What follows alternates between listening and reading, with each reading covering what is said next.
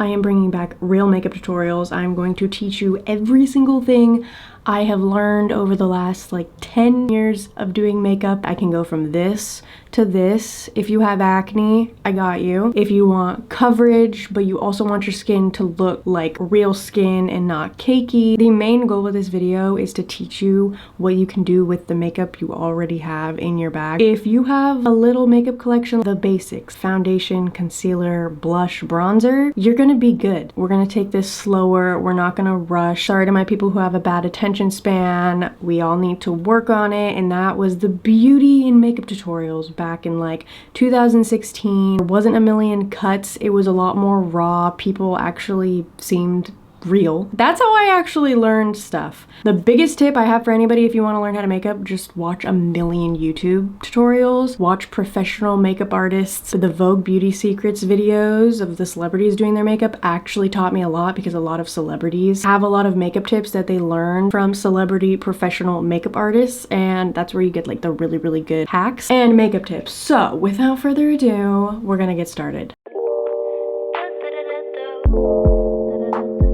First things first when you're doing your makeup is getting the hair completely out of the way. I'm definitely a hair before makeup gal. The only downside of doing your hair first is if you want curl and stuff to hold, sometimes if you're sweating doing your makeup, your hair can fall. So what I do is I always put my bangs in a roller, just in 2 sections. Take these satin blowout rods and curl it in the direction that the curl is going in, and it's usually towards my face. Your hair's not all over you. If you start sweating on your neck or something, your hair's not gonna fall or get frizzy. It's gonna look like Princess Leia for a little bit.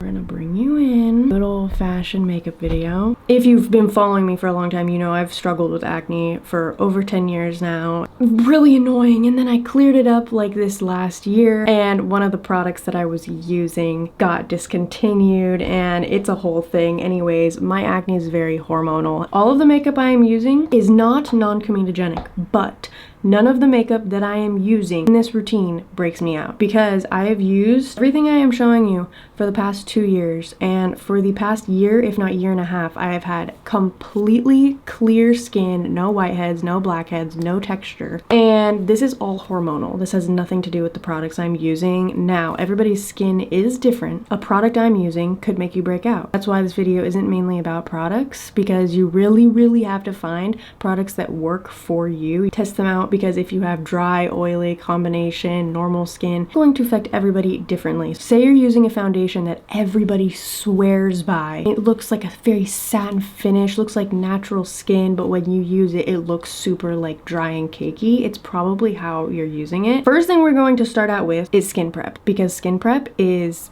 probably the most important part of makeup. You want to start your skincare and stuff on a freshly washed face, or use some micellar water on a cotton pad and get any dirt, oil, anything that's on your skin, because it can just make your base not look as good or do weird things. For skincare, I live by a 3 product combination. I have been doing this consistently for I think like 2-ish years now. It makes the base so much better. Skin milk, serum, and moisturizer. Before you even put that on though, there are a few other steps you can take to make your base look better if you're struggling with super duper cakey and dry looking foundation. If you have a very like light physical exfoliant, I would suggest to use that the night before if you're going out for an event and you're going to be doing like a full beat, or do an exfoliation night with salicylic acid the night before, or right before, take a little exfoliating wipe and rub that all over. I find too that makeup is less likely to break me out when I do something like this underneath my makeup as well. The other thing that I'm not recommending to acne prone people, if you're not acne prone, then you're gonna be fine. Shaving your face changes the way your makeup lays, and it is so amazing, and I hate it because shaving my face always breaks me out, even if I do it well. And I do not want to go and get it like professionally done, but I just have to throw it out there because it is very true that it makes your makeup look way better. First, taking some skin milk. You also just want to make sure that all of your skincare and primers and foundations mix together, and that honestly is just kind of figured out by you testing it, because then it'll start like rolling off and pilling. Skin milk is a very lightweight moisturizer. It plumps the skin, It's not super heavy, so it's not gonna make your makeup break up throughout the day, and it doesn't make me get oily. My skin type is honestly pretty normal at this point. The only like dry patches I get are when I'm having acne healing. Next is serum. This is the Rhode Peptide Glazing Fluid. Literally any serum. You just want to make sure it's not an active ingredient that's gonna mess with the exfoliating pads if you use one of those. Plumps and softens the skin. It makes your base look smoother and it gives you more glow. Next is moisturizer. I like to go in with water creams specifically. They're just a little more lightweight. Thicker creams I feel like can just make me oilier throughout the day. It doesn't make my makeup last. And I want to be hydrated, but I don't want to have like super thick heavy creams on underneath. But this is the Charlotte Tilbury water cream, and again it supports the barrier, plumps the skin, and on dry pimples that are healing this helps makeup not cling to them and look crusty. Not only does all of this make my base look better, but it makes my makeup last longer with also looking good all day. Last, for skincare, I get like quite a bit of my ride or die Vaseline. Now don't get me wrong, I love a good lip mask. They make me feel fancy, but Vaseline just is that girl. So if your lips are dry, even go around a little bit.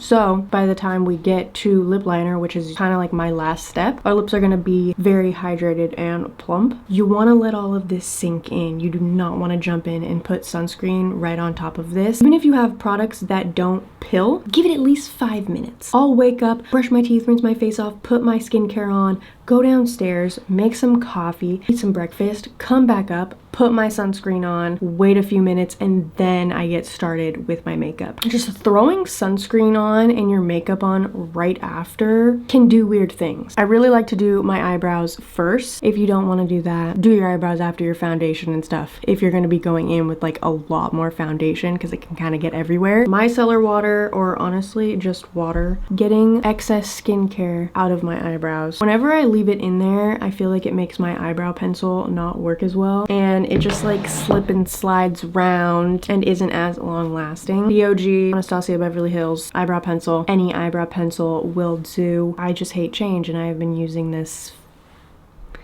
for 10 years now. That's crazy. I can't believe it's 2020. And that makes me feel really old when I'm only 24. I like them to be very natural, and I dye them. First, brush them completely up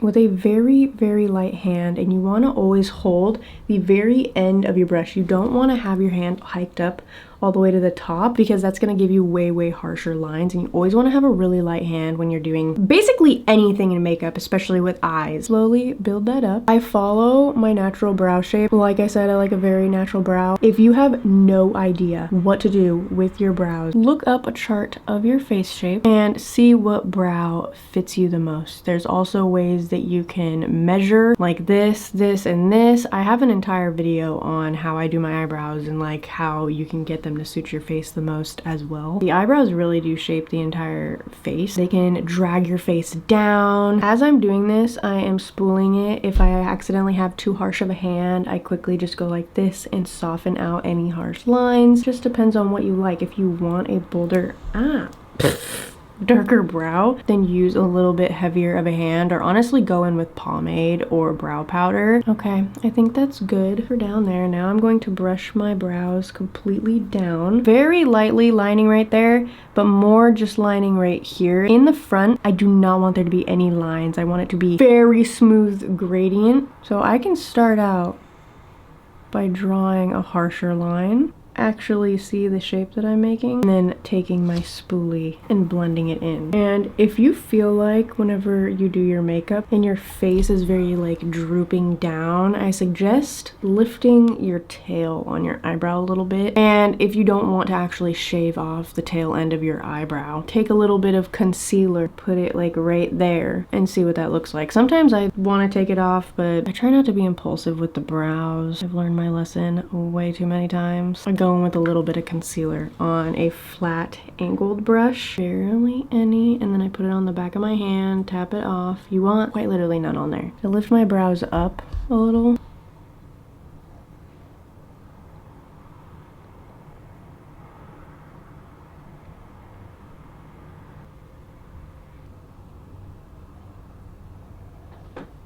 I'm using the Glossier concealer that's in a pot. Just a super duper creamy concealer. After you get your line drawn, you just take the brush, place it right on that line, and drag it down.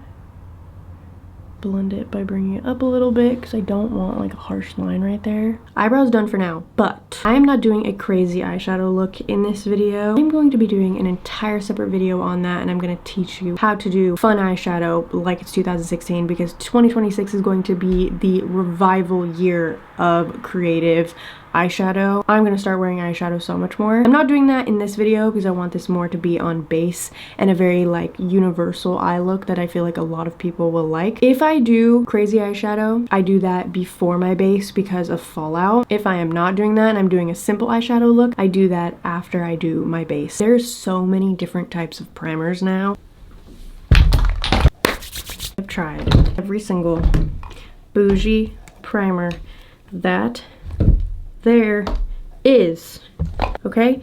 Every single one. Pore filling, smoothing, the best grippy primers, especially if you have acne or you are just trying to get full coverage, if you have hyperpigmentation, scarring. This helps everything stick to your face. It's gonna help with longevity. I'm gonna go in with the e.l.f. one today just because it's super affordable, and I'm not gonna lie, it's kind of my favorite. So you want that to dry down a little, and then it's gonna get tacky. It's grippy. This is kind of a personal preference on the type of look that you want to go for. If you want super full coverage, going with a foundation, okay? This is the best foundation I have ever personally used. It lasts a really long time and goes a long way as well. I don't really wear foundation that much. I want my skin to still look like skin, and yes, all of the prep and stuff that I do, it still looks good with foundation. The routine I want to show you guys is like the routine I have down that I consistently do that feels the best throughout the day and like the most comfortable, but also like transforms yourself, you know? So I go in Ilia skin tint, but you're gonna see it's like medium coverage. Like this is the most coverage skin tint I've ever used. I have a freaking cat hair on my face. Girl, come in close. We have to talk. I'm going to be the one to break it to you that your foundation that is way darker than your skin tone or way lighter, and you're doing it on purpose. It's not like you can't find the right color. If you're doing it on purpose because, oh, I look better tan, baby, you look so much better with a foundation that matches your skin. And I'm telling you, it flatters you the most when you have the shade that matches your exact skin tone. We've all been there. The super dark foundation shades to look more tan. And guess what? When you're walking around and your hands are a completely different color, and this is like white, or even if you bring it down, your ears are white and your chest, like I'm telling you, it's noticeable. Also, when you go down in a darker foundation shade, they usually don't have the same undertones that you do, and a lot of time it can clash and you can't see that yourself. Like other people can tell like, oh, that doesn't look like the right shade for you. Just try to get a good match. Luckily, we're in a time where there is a lot more shades than there used to be 10 years ago. But you know, it's still always hard to find the best shade. That's why I really like this one, because this is like the perfect shade. But it took me a long time to figure out the right shades to use. If you want help finding your undertones, you can go to Sephora and have them skin match you. I'm not gonna lie, every single time I've done that, they have gotten the complete wrong shade for me. To tell your undertone, do the vein test. So if you have greeny veins, you are more warm toned. If you have blue or purpley veins, you're more cool toned. And if you have a mixture of both, you are probably neutral, and I am a neutral. I got every single vein on my body. The most green, so I think I'm neutral leaning towards warm, but it also depends on the time of year if I'm a little bit more tan. But if I'm super duper pale in the wintertime, sometimes I can't use super warm tone stuff because then it just looks like I'm putting orange on my face. We're actually gonna go in with the makeup now. I just want to let you guys know everything, you know? So I work this in sections. I'm going in with a compact, like flat foundation brush. I used to be terrified of brushes, and I used to only use beauty blenders. Still use beauty blenders, but I use them in a different way now, not for everything. Just look at the skin match. And this has SPF 40 in it, which is amazing as well. I'm not dragging. These are the Hourglass brushes. They don't have hairs coming out. They're not streaky. Brushes just work the best when you stipple and not drag. The point of a skin tint is to even out your skin tone. So I have some discoloration, some darkness. I have some redness around my nose. I have some veins over here, and then obviously this side of my face is really breaking out. I have some scarring and hyperpigmentation, and this is not going to cover it all. This is just gonna help us get that more flat base, and then we can target the areas that need more coverage, so then it's not super cakey and there's not a bunch of product all over our face. And I work in sections because if I put too much, I will spread it around and start working on the next side of my face. Never put the product directly on a brush or on a beauty blender. That is just wasting the product so much, because the brush is just instantly going to suck it up and it's not going to apply that well. And you also don't want to touch the little applicators and stuff to your face, specifically if you're having like a super active breakout. Now, I'm not gonna lie, some people kind of fearmonger on here. There is so many ingredients in products to kill bacteria when it goes back in there, and it's not like that big of a deal. The only time that I'm really like strict about it is if I have an active breakout going on, I will not put my concealer applicator directly on like a cystic pimple. Like, that just doesn't seem like the best idea. You want to make sure you bring it down a little bit. This is actually a very good match, so I really don't need to bring it down that much, and it doesn't oxidize, which is amazing. Look at that color match. That's freaking amazing. I do not put foundation or skin tint or anything like that underneath right here on my eyes, just because we're going to be going in with eye brightener and concealer, and there's quite literally no point in putting even more product in that area, because this area specifically for me, and I know a lot of other people, it's so cakey and dry looking. The more product you're going to layer, the bigger chance there is of it looking cakey and dry or separating weirdly. You want to have a nice even layer of whatever foundation you're using on your face. Let it dry down a little bit just to kind of set into place. I feel like most foundations kind of need like a 1 to 2 minute grace period before you're moving on to the next steps, or it can just rub off. This is where I go in with my beauty blender. Sometimes if you accidentally put on a little bit too much foundation, or you see weird separating things starting to happen, I get a damp, freshly clean beauty blender. I really do think beauty blenders work the best when they're clean, so I wash it before I use it every time with no product on it. Just going along top very lightly after it's dried down a little bit, and just pressing it into my skin. I don't know, I feel like this just helps it like melt into the skin better and gives it a way smoother look rather than just a bunch of foundation just sitting on top of your skin. Before I start covering any blemishes, I'm doing cream, contour, blush, all of that, because if I were to do it after, there's a good chance on me swiping the product, blending it out, and it uncovering the concealer, and then I'm just gonna have to conceal it again. If you are a similar complexion to me, or just on the paler side, you need to try a super duper cool toned contour stick. I was in denial about them. I'm like, that's gray. That's gonna make me look dead. It works really good. So take your cream contour. I do the very like OG face, and I put it directly in the hollow of my cheek. You can see the shadow already there. Again, if you have no idea where to put stuff on your face, it is different for everyone depending on your face shape, depending on what your goal is. If you want a slimmer face, if you want more rounded cheeks, higher cheekbones, makeup is powerful and you can do it all, but you need to know the right placements. Look up your face shape and look up different placements on how to achieve what you want. I'm just gonna put it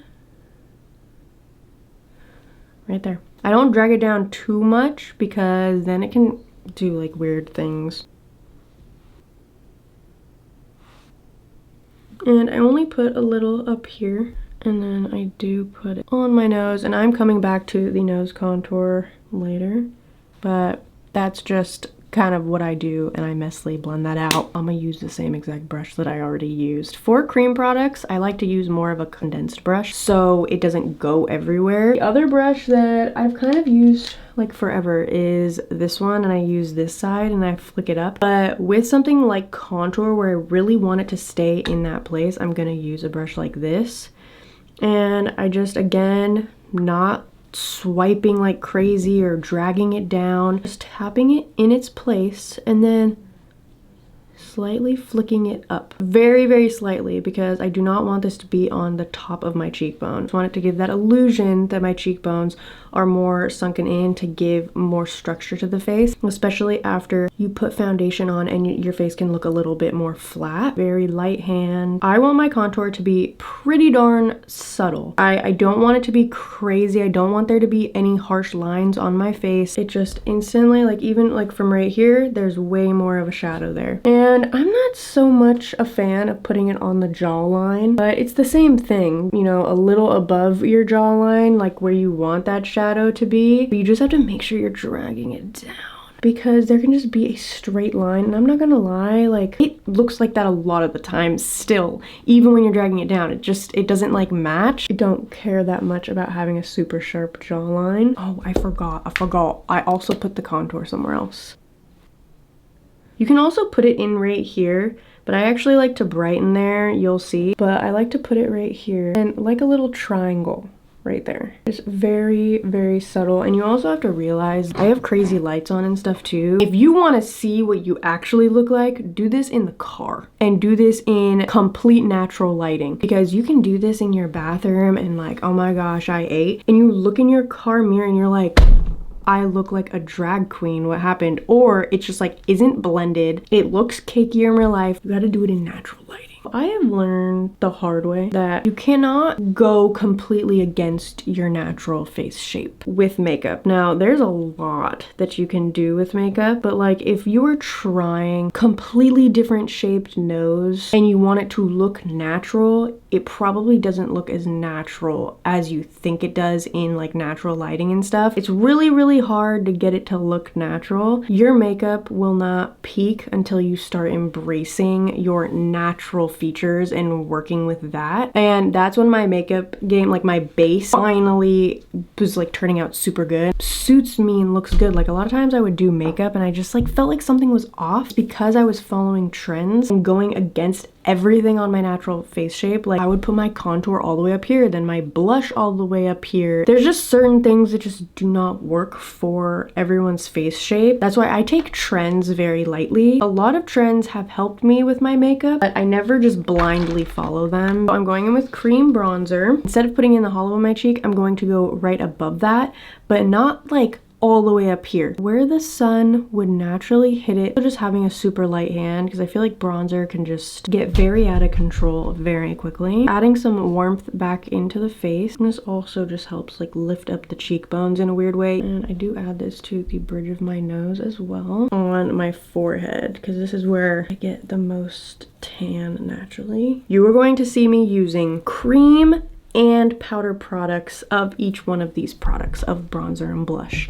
It might seem a little extra, I know. If you only have cream, only use the cream. If you only have powder, only use the powder. If you have oily skin, use powder products. If you have dry skin, use cream products. The reason why I use both, it gives you the most color payoff throughout the day and just crazy longevity. Like it is not budging all day long. If I just use cream products and then set my face with powder, I feel like I lose a lot of the coloring of the bronzer and blush and contour and all of that, and my face looks extra flat after I powder, even if I use a powder that's close to my face shade, rather than setting the bronzer and blush with matching colors in powder form. And it can seem like a lot of products, it is, but that's just the way that I do it, and that is how I get my makeup to last and look the most pigmented throughout the day. Cream blush. I go in with cream blush before I go in with concealer under my eyes, just in case I get my cream blush everywhere by accident.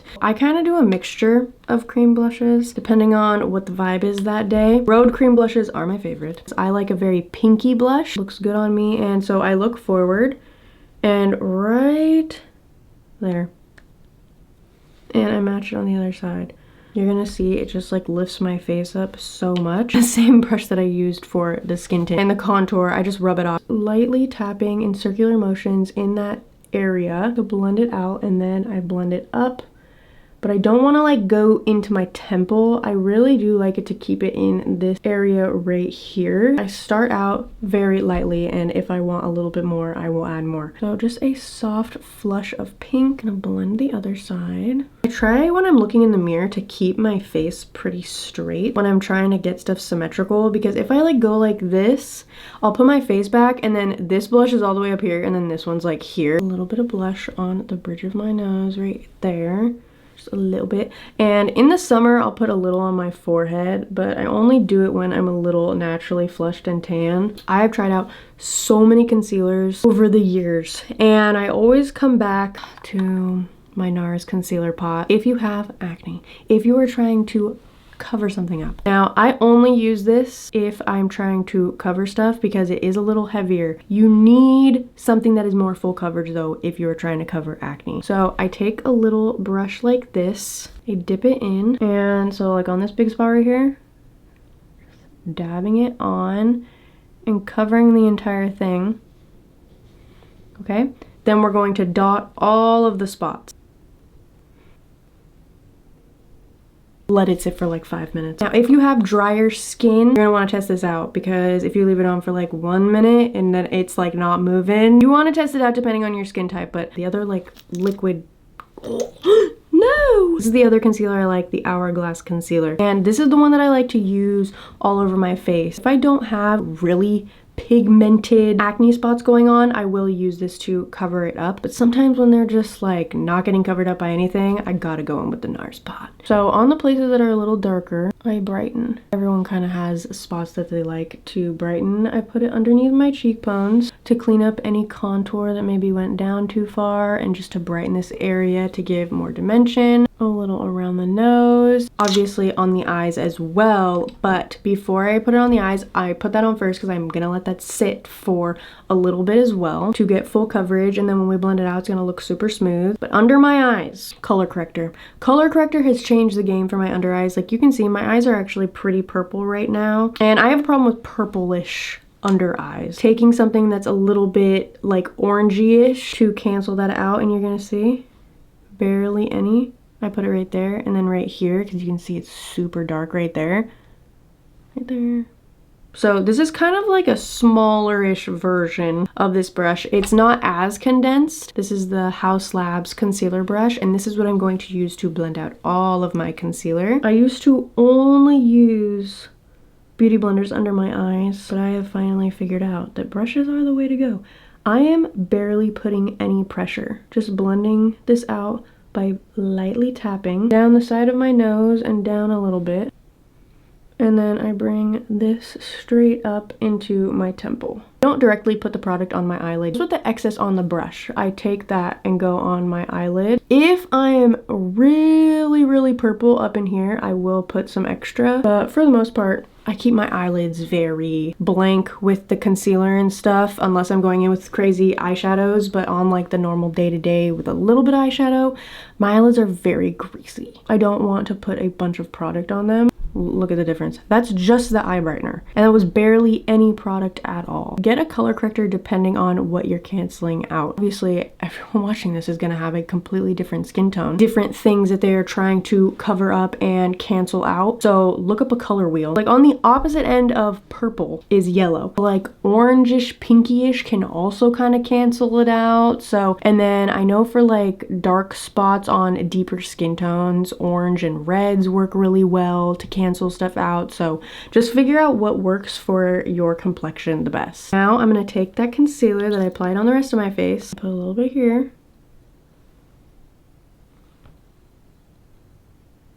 and I'm gonna let that sit under my eyes while I blend out the rest of this concealer. And I'm gonna start actually by blending out the Hourglass concealer, not the NARS, so that I have that on my brush to be extra coverage on these spots. I know this is very tedious, but I have just so many weird little things that I do in my makeup routine that just, it makes it so much better, okay? There's a very specific order of things. Tapping very lightly.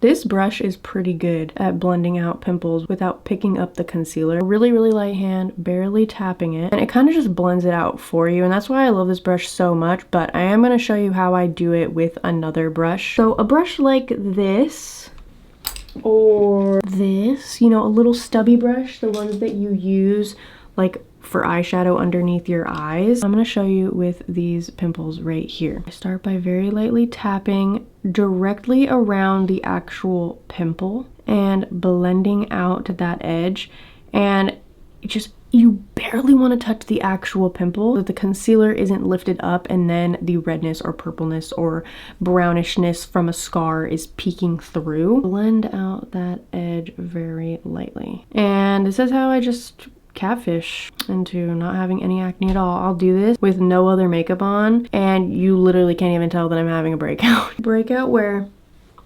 Breakout where? Okay, so I left the nose right here there on purpose because when I do my eyes, I bring it down and connect it with the nose and kind of do, you know, the classic triangle right there, because that's where I like it to be brightened. And I do bring it on the side of my nose right here in front of where I put the contour. After I blend it, I let it sit. I don't do the whole this and then try to quickly powder it.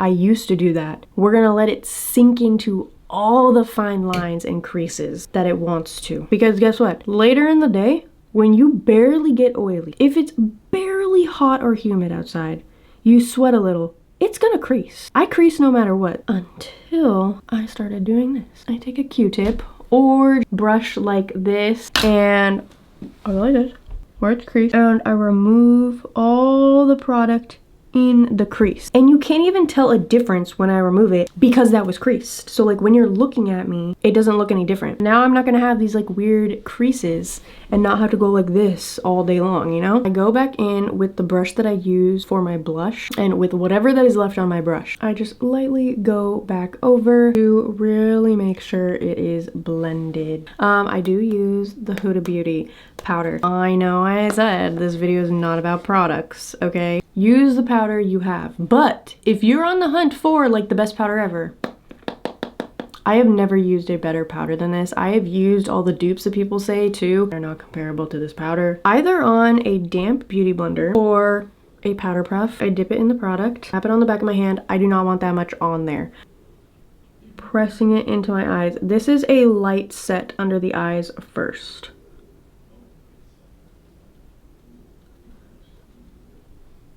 Look at the difference. Are y'all seeing that difference? Like you can just instantly airbrush. Really press it in, like harder than you think.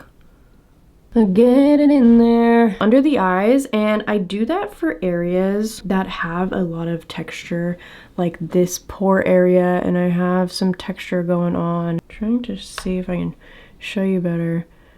Like you can see that. See like the texture going on from the acne, and then I have like blackheads and stuff on my chin. So anywhere that there's pores that I kind of want to blur, I really press the powder into. When my skin is dry, I do prefer going in with the damp beauty blender. And this is, when I say damp, this is barely damp. I get it wet, I wring it out, and then I get a whole towel and like squeeze it completely out. Really into my cheeks right here because I have like really big pores that really like to catch the light. The technique of doing it this way makes it blurred as well. It isn't just the powder. Like really pressing it into your pores. I know that sounds bad. Makeup isn't skincare. Choose your battles, people. I also make sure to set anywhere that was like actively breaking out that I covered up with concealer. So my forehead is still very shiny. I love a shiny forehead, okay? But I gotta do it. Look at that. Look at that. Oh my gosh. This is my favorite part. I love makeup. I have so much fun. Like, this is what makeup's about. You're supposed to have fun doing it, and it's supposed to be fun. I don't know. I feel like we've lost the fun in makeup. And this isn't even like a fun look, but it's just fun. Oh my gosh. There we go. It is time to transport back into 2016. Get quite a bit on there. And I'm doing this to brighten, and it just gives me a little bit more dimension. And if you have dry skin, I don't recommend. Baking is just gonna cling to dry patches. Before I bake, I need to set still. If you just go straight into baking, it's more likely to cling to weird patches that like you're like, wait, what's going on, and weird stuff can happen. So if you're gonna bake, definitely set before, and that gives you like a super airbrushed look. But before I bake my cheeks, I don't know how old this brush is. This is an old Morphe M405, which Morphe changed all of their brushes. I stand by Morphe brushes, okay? You do not need super duper expensive brushes. If I were to say which brush to spend the most money on, foundation, concealer brush. All the rest of the brushes can be cheap. You do not need expensive blush brush or any eyeshadow brushes. No, spend the cheapest money. Morphe, Real Techniques, okay? Do not waste your money. You will get the same exact result. Like, that is something that nobody can argue with me on that. Tap my brush into it.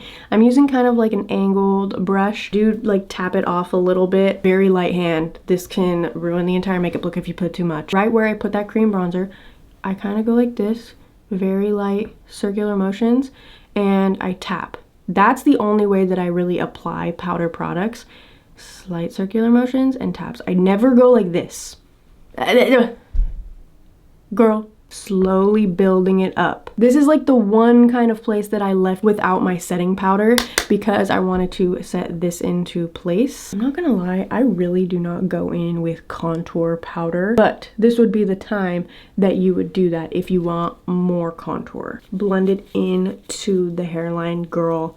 Okay, you don't want to have nice cute bronzed forehead and then just this like white halo around your hairline. If you're not gonna wash your hair at the end of the day, just put your hair back with a headband, pull it back, and get some micellar water on a cotton round and just get it out of there. Honestly though, like whenever I wash my face and do my oil cleansing, I always kind of wash in my hairline because makeup's gonna get in there either way just from your hair rubbing on your face. If you're worried about getting like pimples and stuff there, that can't help. But these two powder blushes, and I kind of want to go for more of a pinky look today. This brush is discontinued, I'm pretty sure, but something that's a little feathery or lighter, or I actually have two completely different brushes that I go in with for blush. The other one I go in with is like this big one, and it kind of depends on the vibe I'm going for and the placement. Sometimes I will do like a bigger blush area or bring it down to make me look cold. If I want it directly in one little area, not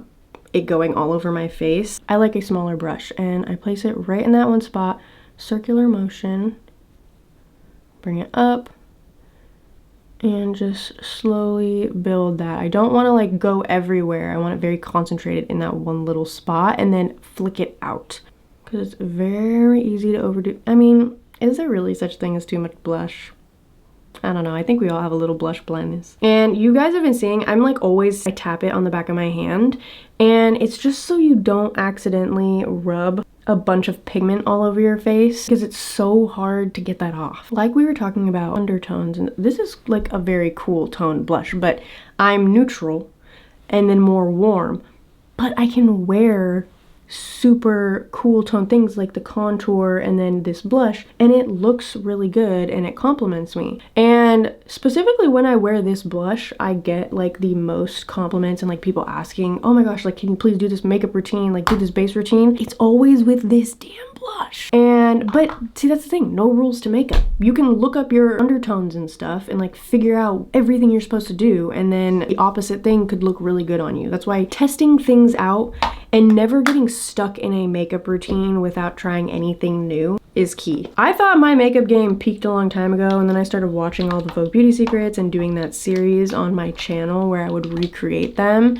That's still like an ongoing thing. I just don't do it all the time because those videos cost like $1,000 because I buy all of the same stuff, and it's really expensive to buy a whole entire face of skincare and makeup. I really like to bake underneath my cheekbones, and when I bake I don't tap off the powder puff, and you don't want to put it directly in the hollow. You want to go under Because if you put it directly in the hollow, it's doing like opposite effect. You want to brighten down here so that it gives the illusion more that that is more of a hollow and it gives you more shape. And this is one of the things in my makeup routine that I feel like actually makes me look like I have makeup on. Like a lot of times when I finish my makeup routine, I'm like, I look exactly the same as I started when I want to look more snatched. I'm gonna contour my nose a little bit, and I feel like I finally got this down after like a million years of saying I can't contour my nose.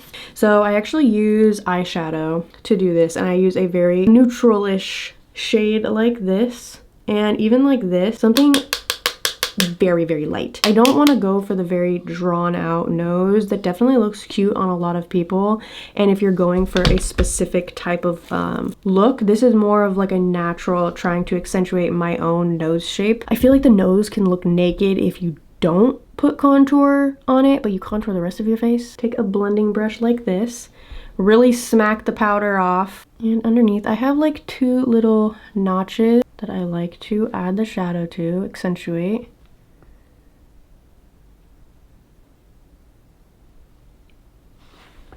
Imaginary line of here down, and then slowly making a V going in if you want your nose to be skinnier. I kind of go straight down because I'm not like trying to make it look super skinny.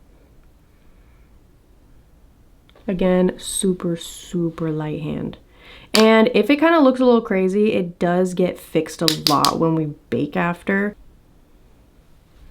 And if you do it and then there's like a bunch coming off, just instantly kind of like rub it on your hand first and then just blend it out.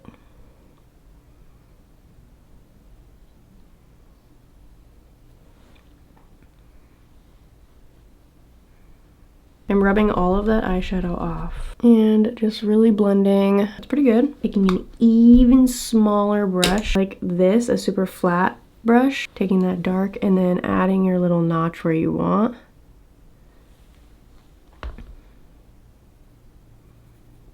And blending it in. You get it really, really messy and you don't have that much powder on this part of your nose, you can add a teeny bit of concealer right there and there. But honestly, I get the same effect just with baking. So right on the side of the contour, you don't want to go directly on that contour line. Kind of a curved line. It's not like perfectly straight. It like goes in a little bit and then goes back out. And my nose is not like perfectly symmetrical, so sometimes it's hard to get even. I don't care. And then with a super small brush, I'm baking on the tip of my nose and on the bridge, but leaving out where I added the little notch. Finally, time for the eyes. You can see they're very oily, and with the leftover concealer that I put on them, tapping that in, taking whatever's left on my powder puff, setting them. Okay, I am wiping the bake off underneath my eyes just because it's been there a long time. Dude, I have been filming 3 hours. I don't know why it takes me so long to do makeup when I'm talking. This is my go-to palette. It's the Makeup by Mario Neutrals palette. I do like this one more than the mattes palette that's like more warm. And I originally was just gonna do like brown in the crease and a wing, but I think I might add some pink in there to match with the cheeks. And I have like two main looks that I go with. For basically the entire look, I'm using this little fluffy brush. Just adding this as our transitional shade in our crease right here. And I start with very light colors and I go in very, very light circular motions, and then I will swipe out, sweeping to create that like elongated look. But I'm just doing that a little bit and it doesn't really look like I'm doing much, but the more you build up this shade, the more you can see it. And I just like going in with a shade like this first before I go in with a darker shade because it just makes it so much smoother and more of a gradient. So now taking shade, the same one that we used for my nose, really tapping that off and just adding a shadow to the outer crease and swiping it in. Again, always holding your brush at the very end. It can feel weird, especially if you just start doing eyeshadow and you feel like you're gonna have more control holding it up. You have more control holding it at the end, I promise you. And just going like this and sweeping it out. You know, a lot of eyeshadow stuff is a lot more of a visual learning experience. Like I'm just saying, going like this and then like that, you know, like it's hard to explain a lot of stuff with eyeshadow. That's why I'm trying to show absolutely everything and not cut anything out of this video, because I feel like we really have lost that recently, and all makeup tutorials aren't even makeup tutorials anymore. They're just like quick cuts of people doing their makeup. Sometimes I'll learn something like really quick. I'm like, oh wait, what was that? And then I have to go back 1,000 times and try and see what it was. It just sucks though, because I feel like we're not gonna get away from that. Like there's no way to get away from it, because that's what the platforms all want us to do. Like, what can get people's attention the quickest? And everyone doesn't have a good attention span anymore, so everything has to be super quick. But then people complain about things being super quick, like slow down. But then the videos that are slower don't do good. So I'm just gonna do whatever I want. I don't care. That's kind of what I've always done. And if my videos don't do good, well, womp womp, I don't really care. I don't really put that much stress on it, and if I don't get views anymore and I'm not making money, then I'll get another job. Like, I'm literally not stressed about it at all anymore. I used to kind of stress about it, but I have like 20 backup plans of what I would do if this wasn't my job anymore. So I take this palette. If you have a blush that is this color, a super like light pink, I'm going with that, girl. And I'm putting that in the halfway point of the crease and bringing that in, and then also putting that on the front lid as well. This shade, and one thing with a lot of eyeshadows that I do not like, it looks super light in there, and then you put it on and it oxidizes. It looks like super light right when you put it on, and then it gets darker, and I'm like, what is going on? It's just like a thing that happens with so many eyeshadows, and I really don't like it, but this is the color I want right now because it matches the blush. And when I do eye looks, I will go back and forth a lot. Like now I'm going back in to this shade, adding this to my outer lid and in like this socket right here, and then winging it out. And to blend both together, just swiping it really quickly with very light pressure back and forth in the middle, and just building up. Like, there's not much else I can explain, so I'm just gonna show you. The more pigment you want from an eyeshadow is you really get it on the brush and you pack it in. You tap, tap, tap, tap, tap, tap, tap. And you can do this with a denser brush as well to get more color payoff. And you can do that multiple times, and then you blend out the edge. And if it's a super cheap eyeshadow, sometimes there can be like a bunch of fallout, but for the most part it works even with pretty cheap ones. If a line gets like too crazy, like you accidentally brought your eyeshadow up too much, I will take a whiter shade like this, or like one close to my skin tone, and just veil over that color and blend the edge, and it kind of helps it look a little bit more seamless so there's not super harsh lines. Getting a good blended eyeshadow is definitely, I think, the hardest thing when you're learning in the very beginning. So kind of the rule of thumb for an eyeshadow look, you want a darker shade in your crease in this socket right here, and to like wing that out and blend it so there's not like a super harsh line, but you do want that very nice like wing shape. And then for this, you want a lighter color covering the crease of the lid, or honestly this whole part, and then you blend this in at the halfway mark. Yeah, so like if I don't know what to do, I just throw some colors like that together, and then I just go back and forth and make sure they are very even, because it's really easy to not have your eyeshadow even. For the bottom lash line, you can do something cool and do like a pop of color and a completely different color, or you can just match it. So I usually just match it for a plainer look like this. So I'm taking that same brown shade we were using, and on a super flat brush, having it on the tip of the brush and getting it really close to my lash line, and I like to connect it to the top. I'm not feeling a wing for this look because I want more of like a doe eye for this look, and wing is more like the siren eye. And then you can blend it out a little bit, but for the most part I want to keep it pretty tucked in there. And then you want to do the same exact thing for the pink, but only at like the halfway mark and the front. Something that transforms an eye look that honestly I just do almost every single time now. Popping a little bit of white eyeshadow in the inner corner, and it just brightens up the face so much. And this is the white eyeshadow in the Icy Nude Huda Beauty palette, and this is the best white eyeshadow I have found. It's really hard to find white eyeshadows for some reason that stay pigmented, because they really like to just evaporate 5 minutes after you put it on. Instantly brightens up the entire face. Gorgeous. Can you really have an eye look with no sparkles? Always add a little bit of sparkles. These are some pink sparkles, and I'm just taking it on my finger, tapping that over the pink on my lid. Oh, that is so pretty. If I'm like wearing like no makeup and I just curl my lashes and put some brow gel on, I put sparkles on my eyes all the time, just to feel a little bit more whimsical that day. Then I do always like to add, it's like my little thing that I do every time I do my makeup. It's really broken, I've dropped it a million times, but it's the Too Faced Disco Ball something. I'm actually gonna put this on with a brush. Adding that like inner-ish corner all over the white.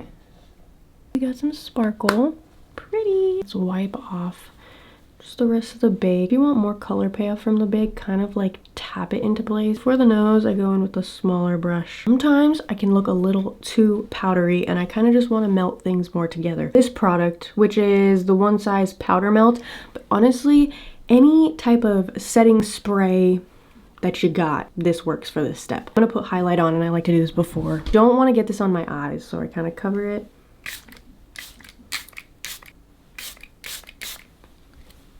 Now for highlight, I always use this palette. I feel like getting a highlight palette is great, but if you don't have a highlight, any eyeshadow that is shimmery, that can be a highlight. I use 2 shades in the Modern Renaissance Anastasia palette for years. I go in with my fingers most of the time. I just tap between the gold and silver one, and I really tap it on the very high point so it catches the light, and then I blend it in. If I have pimples or something, like I have a pimple right there, I am not going to put highlight on top of that. If I have a bunch of texture, I will skip highlight, or I will use a liquid highlight, like, or a cream. Let me see, it's like a cream. I'll use one of those because sometimes like powder highlights, they just accentuate the texture and then it just like doesn't look good. With a super tiny brush like this, I'm pretty sure this is a lip brush. This is what I do my nose highlight with. Put it right where the light would hit it, on the tip of my nose, and then down the bridge. And I always kind of tap it in because I don't want it to be like just a straight line or like a big dot of glitter on my face. I'm also taking those and just tapping it right here in my inner corner, on my brow bone. Finally finishing off my brows. I like to do this near the, oh, ow, that like kind of hurt. I like to do this close to the last step because powders and stuff can get in my brows, and this is the Got2b Glued 2-in-1 because it's for brows and edges, but it's super affordable. I back comb it so they all have product on it. It can look really cute. And then I comb them down. I don't like my hairs going straight up. I comb the bottom up and then the top kind of down. I used the 24-hour Benefit brow gel for a really long time, but and that stuff is good, but this is definitely top brow product ever.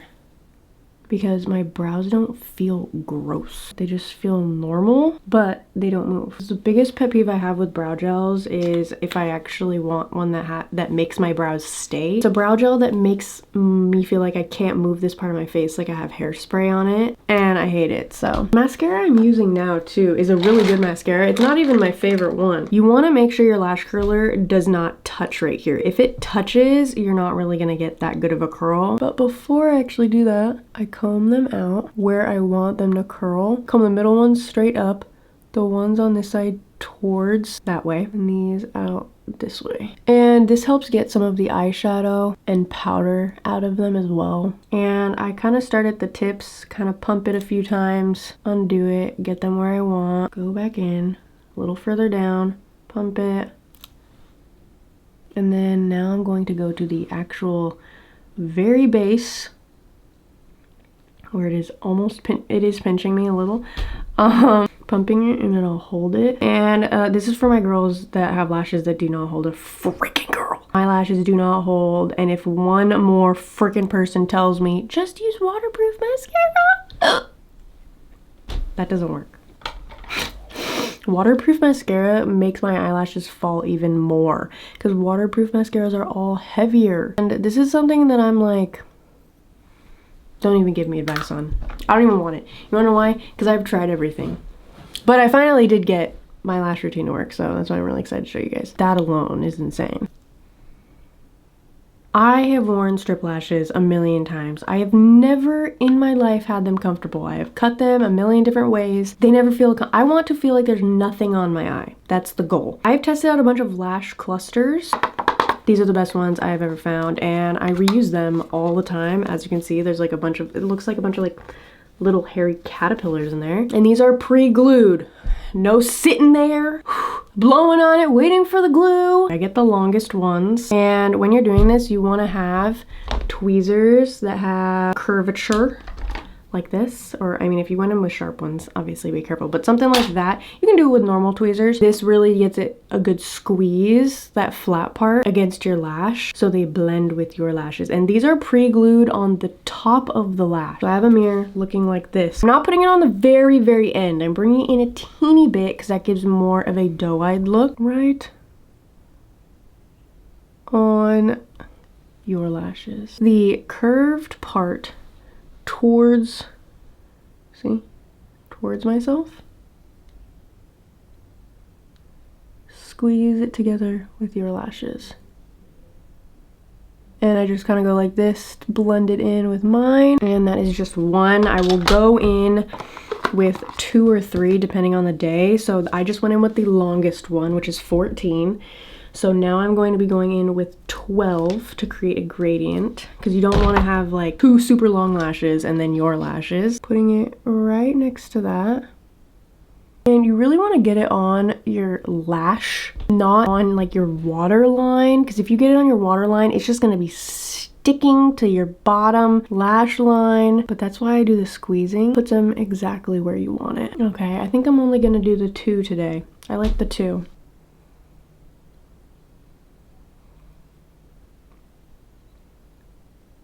And these, when they are placed in the right spot and you're done, you do not feel them at all day. And even if you put them all the way in towards here and you do like a whole lash with them, I still like can't feel them. These are also in dark brown, so they're not in black. I feel like it's a little bit more subtle, and I am still going to go in with black mascara on them. This is the mascara I have been using. Honestly, if the wand looks like this, I'm liking it. And if it doesn't flake. Hate a mascara that flakes. So I mainly wiggle mascara on the tips of my lashes, because if I put it a lot on the base, it makes my lashes fall, not hold the curl.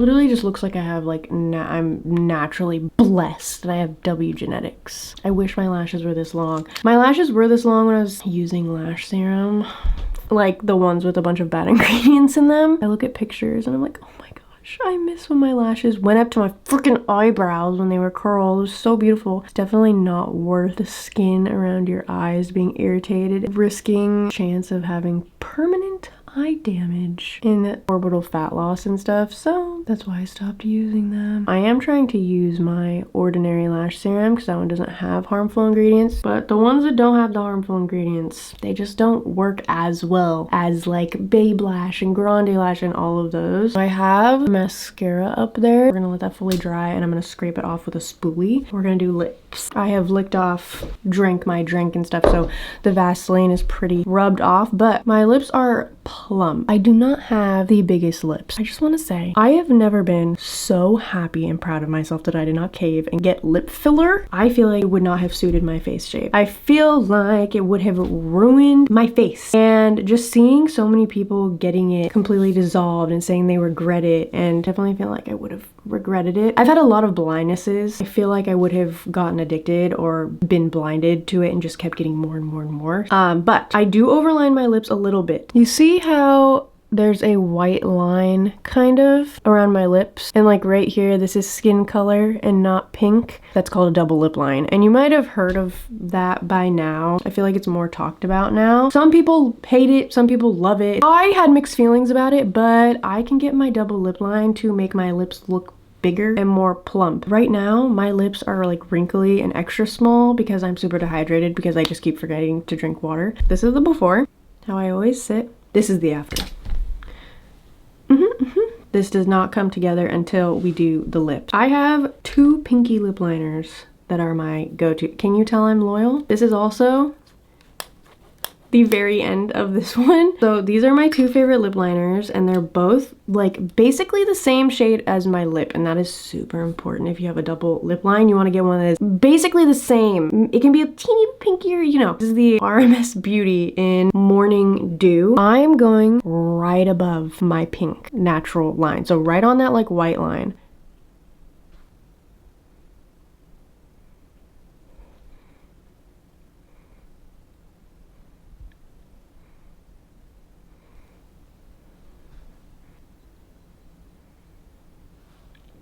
And on this part where it looks like my lip but it's skin colored, I'm going on top of that with the lip liner.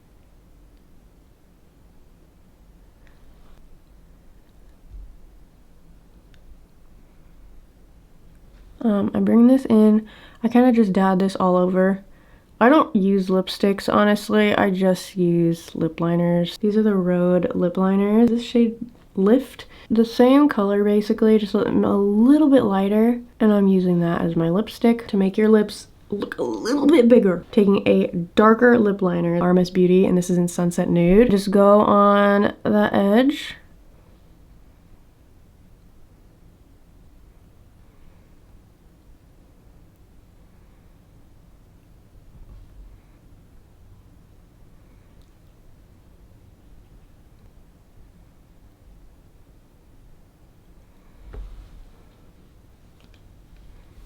I felt like something was missing. I forgot to add brown mascara on my lower lash line right here.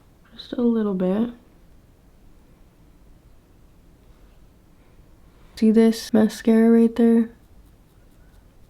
Really sucks when you have eyeshadow on, but just take a clean spoolie and very lightly flake it off. You want to let it sit there for a while. The longer you let it sit there, the easier it is to get off. I leave the lips like this a lot of the times. If I want them to last and look like this, I will set them with my translucent powder. But I do love a lip gloss. Okay, a lip oil. But if you're gonna use a lip oil, just know that your lip is going to be completely gone within the hour. Okay, you're gonna have to bring all your lip liners, lip stain, whatever you used, in your purse if you're going somewhere. And I do that anyway. This is just the lip gloss I'm using at the moment. I do like the e.l.f. lip oil the most. I don't know where it is at the moment though, because I haven't really been wearing lip gloss that much.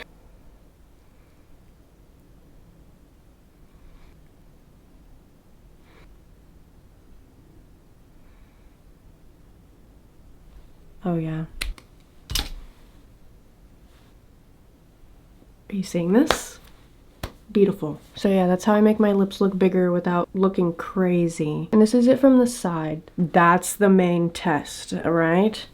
It doesn't look weird from the side because I have double lip line. Double lip lines kind of look like you have naturally migrated lip filler, so you can kind of work with it and overline your lips, and then you don't have your line showing underneath your overline. You get it. Okay guys, I think we're done with the makeup. Oh, I'm just kidding. I forgot my final little touch. Every single time I do my makeup, I take this brow ink that I use for freckles and I accentuate my mole over here. Boom. And then right here.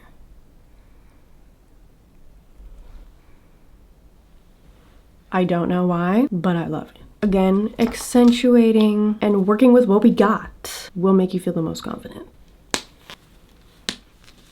My bangs they're probably gonna be crazy. Dude, I might have to take it. This might have to be my new profile picture. Hello, calm down, bangs.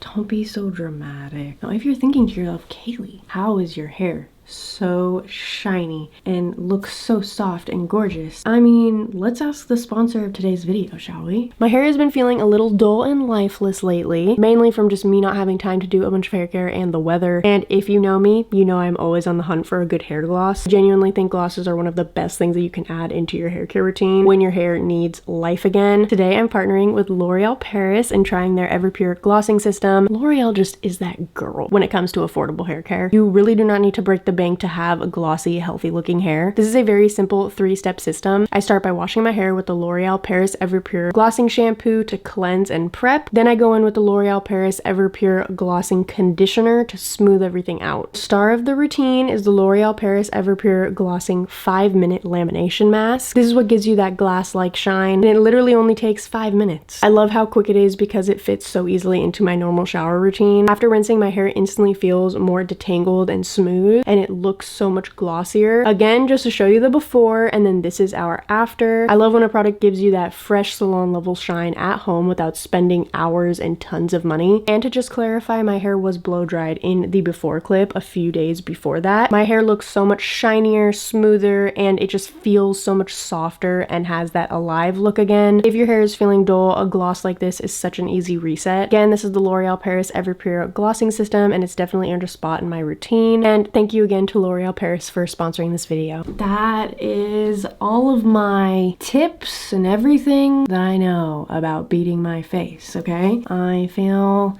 like a new woman.